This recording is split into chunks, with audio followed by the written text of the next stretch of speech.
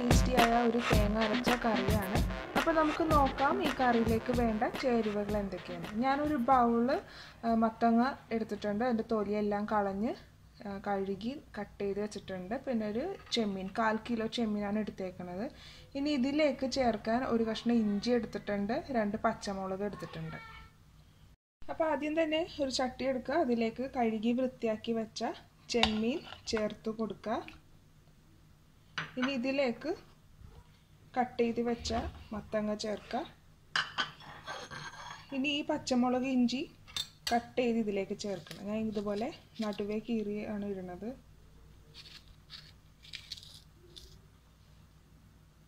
ഇഞ്ചി ഇതുപോലെ ചെറിയ കഷ്ണങ്ങളായി കട്ട് ചെയ്ത് ഇതിലേക്ക് ചേർത്ത് കൊടുക്കുക.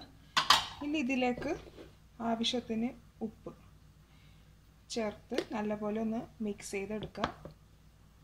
ഉപ്പെല്ലാം ചേർത്ത് മിക്സ് ചെയ്ത് വെച്ചിട്ടുണ്ട്. ഇനി നമുക്ക് ഇതൊന്ന് വേവിച്ചെടുക്കണം. ചെമ്മീനിൽ നിന്ന് വെള്ളം ഊറി വരുന്നത് കാരണം നമുക്കിതിൽ വേറെ വെള്ളം ചേർത്ത് കൊടുക്കേണ്ട ആവശ്യമില്ല. അപ്പോൾ നമുക്ക് ആദ്യം ഒന്ന് വേവിച്ചെടുക്കാം.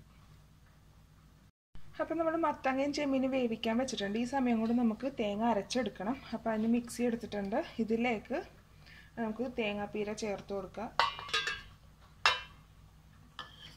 ഞാനിതിലേക്ക് 1.5 കപ്പ് തേങ്ങാപ്പീരയാണ് ചേർക്കുന്നത്.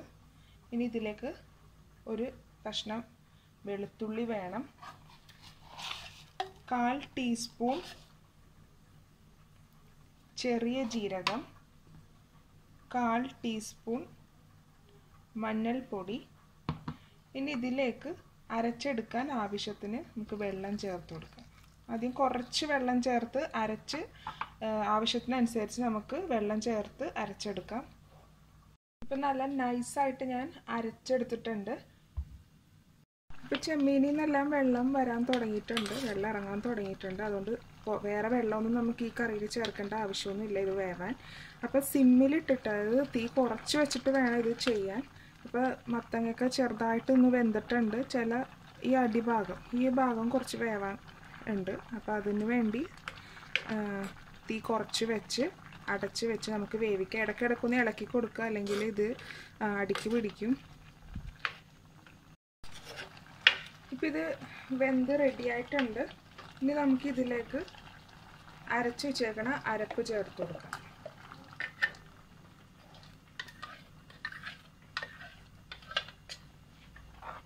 നല്ലപോലെ ഒന്ന് മിക്സ് ചെയ്യുക.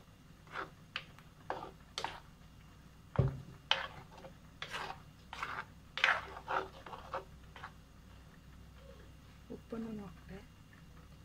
ഒരല്പം ഉപ്പ് നമുക്കിതിൽ ചേർത്ത് കൊടുക്കണം. ഉപ്പിൻ്റെ ഒരു കുറവുണ്ട്. ഇപ്പോൾ ആവശ്യത്തിന് ഉപ്പെല്ലാം ഞാൻ ചേർത്ത് കൊടുത്തിട്ടുണ്ട്. ഇനി നിങ്ങൾക്ക് കുറച്ചും കൂടി ഗ്രേവി വേണമെന്നാണെങ്കിൽ നമ്മൾ തേങ്ങ അരക്കാൻ വേണ്ടി ഉപയോഗിച്ച ആ മിക്സിയിലേക്ക് കുറച്ചും കൂടി വെള്ളം ചേർത്തിട്ട് മിക്സ് ചെയ്തിട്ട് ഇതിലേക്കൊന്ന് ചേർത്ത് കൊടുത്താൽ മതി. നല്ലപോലെ ഒന്ന് മിക്സ് ചെയ്തെടുക്കണം. നമുക്ക് ഈ കറി ഒന്ന് താളിച്ച് ചേർക്കാനുണ്ട് ഈ കറിയിലേക്ക്. അപ്പോൾ ആദ്യം ഒന്ന് കഴിഞ്ഞിട്ട് നമുക്കത് ചെയ്യാം.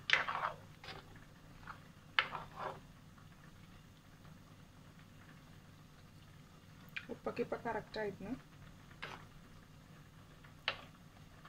ചെറുതായിട്ടൊന്ന് തിളച്ച് തുടങ്ങുന്നുണ്ട്. ഇത് കണ്ടോ, ഇവിടെ ചെറുതായിട്ട് അങ്ങനെ വരുമ്പോഴേക്കും ഗ്യാസ് ഓഫ് ചെയ്തിട്ട് നമ്മളിത് ഗ്യാസിൻ്റെ പൊക്കത്തുനിന്ന് ഇത് ഇറക്കി വെക്കണം.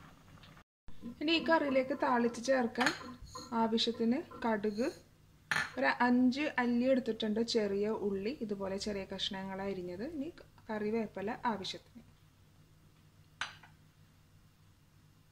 ഞാനൊരു പാനിൽ ആവശ്യത്തിന് വെളിച്ചെണ്ണ ഒഴിച്ചു കൊടുത്തിട്ടുണ്ട്. ഇപ്പം എണ്ണ ചൂടായി. ഇനി ഇതിലേക്ക് നമുക്ക് കടുക് പൊട്ടിക്കാം.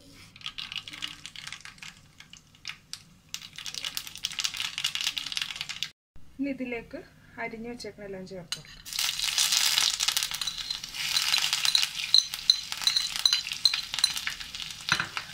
തീ കുറച്ച് വെച്ച് ചെയ്യാൻ ശ്രദ്ധിക്കുക. ഞാൻ ഇതിൻ്റെ ഒപ്പം ഒരു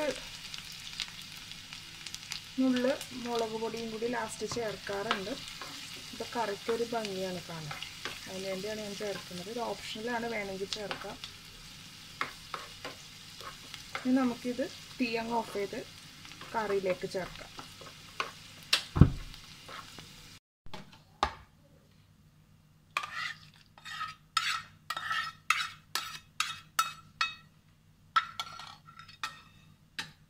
ഇതിലൊന്ന് മിക്സ് ചെയ്തെടുക്കാം.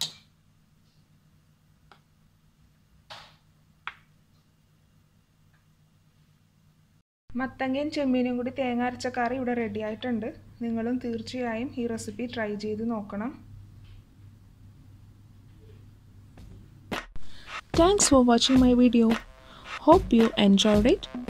Please subscribe my channel, follow and share my social network.